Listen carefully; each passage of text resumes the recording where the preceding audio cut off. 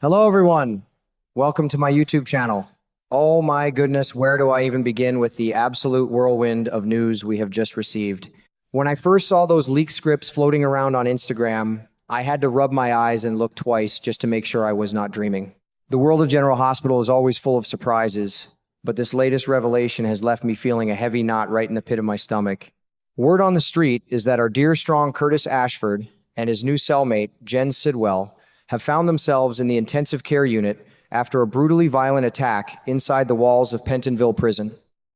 Just hearing the words intensive care associated with a man as good and solid as Curtis makes my heart ache in ways I cannot even begin to describe. It is a terrifying thought knowing that these two men were beaten so severely that they are now fighting for their very lives in hospital beds surrounded by cold machines instead of the warmth of their homes. Let us take a moment to talk about Curtis Ashford, because bless his heart, this man simply does not belong behind those cold, unforgiving steel bars. Curtis is a protector by nature, a man who has spent his entire life trying to do the right thing, looking out for his family and his friends with a fiercely loyal spirit. To see him locked away in a place like Pentonville, a grim and dangerous environment where violence lurks in every shadow, feels like a profound miscarriage of justice. He is a man who wears his heart on his sleeve, a man who has worked so hard to build a beautiful life, a thriving business, and a loving family. The fact that he is now trapped in a tiny cell, stripped of his freedom and his dignity, is a tough pill to swallow for all of us who have watched his journey and cheered him on through the years. He is a good man caught in a terribly bad situation, and it just breaks my heart to see him suffering like this. And how did our wonderful Curtis end up in this dreadful predicament in the first place? It all goes back to that fateful night, a night filled with confusion and chaos, when he made a split-second decision that would change the course of his life. Believing with every ounce of his being that Dr. Isaiah Gannon was fleeing the scene of a terrible accident, Curtis acted on his protective instincts and threw a punch. It was a moment of pure, unadulterated instinct, born from a desire to stop someone he thought was doing wrong. But the law is a rigid thing, and that single fateful punch led to charges, a trial, and ultimately this heartbreaking prison sentence.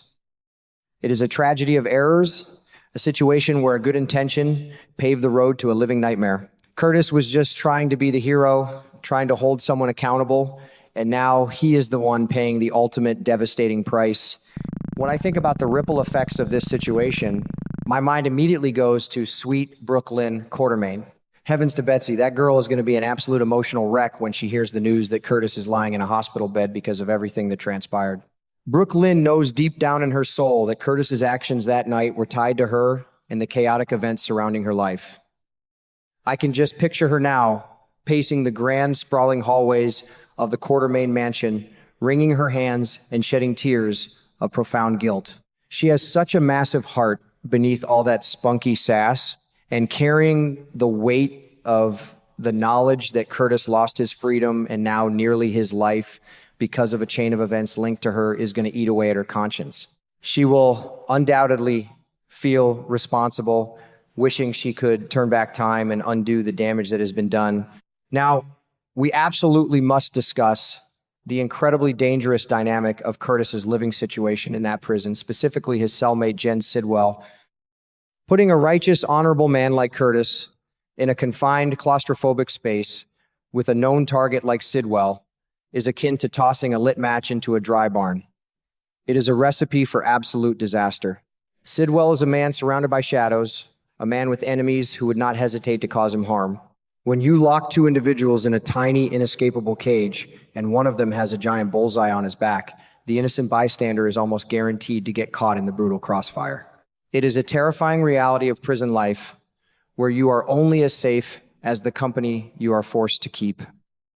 My heart simply bleeds at the thought of Curtis being trapped in that cell, unable to escape when the violence inevitably erupted, paying the price for someone else's dangerous past.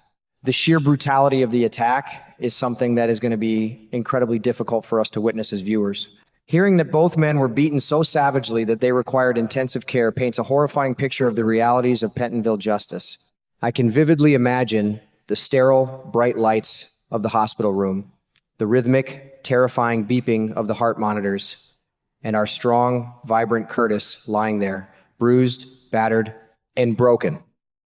It is a stark, chilling reminder that within those prison walls, survival is never a guarantee, and human life is often treated with shocking disregard. The physical toll on Curtis will be immense, but the emotional and psychological trauma of surviving such a vicious assault will undoubtedly leave scars that run far deeper than any physical wound. It is a harrowing ordeal that no one should ever have to endure. Of course, in a town like Port Charles, whenever violence erupts, the whispers and pointing fingers inevitably turn towards Sonny Corinthos. But I have to tell you, folks, I truly believe in my heart of hearts that Sonny is innocent in this particular tragedy.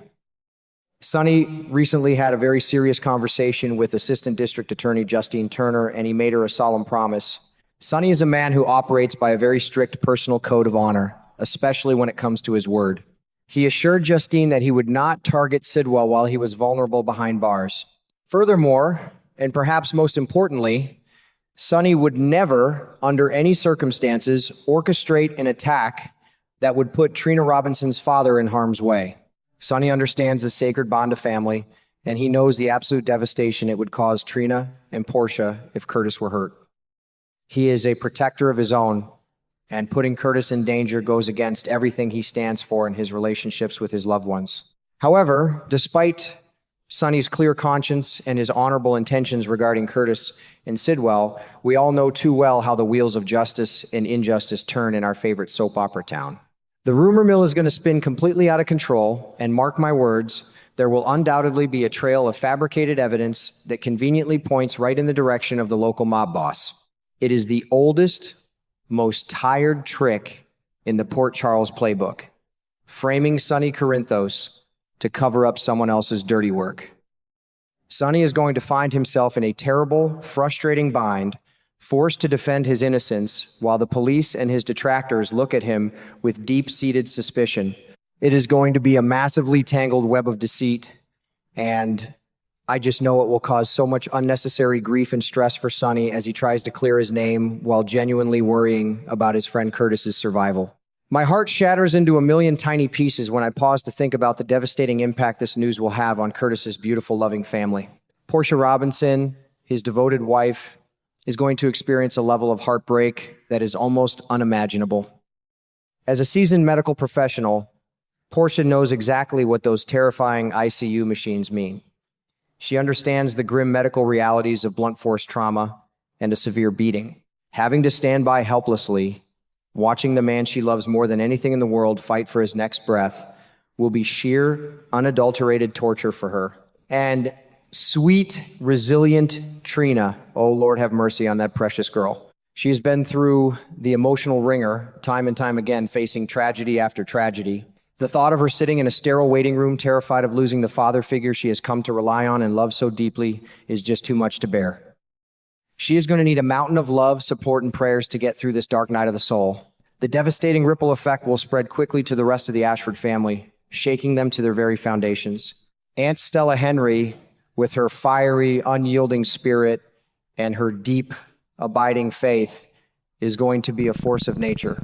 I can see her now, falling to her knees in fervent prayer one minute and marching down to the police station demanding answers the next. You simply do not mess with Stella's family without facing her righteous wrath. Marshall Ashford, Curtis's father, will likely retreat into a quiet, stoic sorrow, feeling the immense, crushing pain of seeing his son suffer so unjustly. And Jordan Ashford, with her extensive background in law enforcement and her lingering affection for her ex-husband, is going to be absolutely furious. She knows intimately how broken the justice system can be, and seeing a good man nearly killed under the state's supposed protection will ignite a fierce fire in her belly to uncover the truth and bring the real perpetrators to justice. Furthermore, this entire horrifying ordeal could finally shine a bright, glaring spotlight on the fundamental injustice of Curtis's original conviction. Martin might just be able to leverage the state's gross negligence and failure to protect an inmate into a highly successful appeal, potentially overturning that dreadful, unfair sentence once and for all. While we know deep down in our hearts that Curtis is a fierce fighter and will ultimately survive this terrifying, life-threatening ordeal, the emotional and physical scars will take a very long time to heal. This absolute nightmare at Pentonville is going to shake Curtis to his very core, and it will forever change the dynamic and perspective of his entire family. But as always, we will be right here, watching every single twist and turn, holding out hope for justice, healing, and a brighter tomorrow. I tell you what, folks, this storyline is going to keep us all firmly planted on the edge of our seats, and I simply cannot wait to see how our beloved characters rise up from these dark ashes.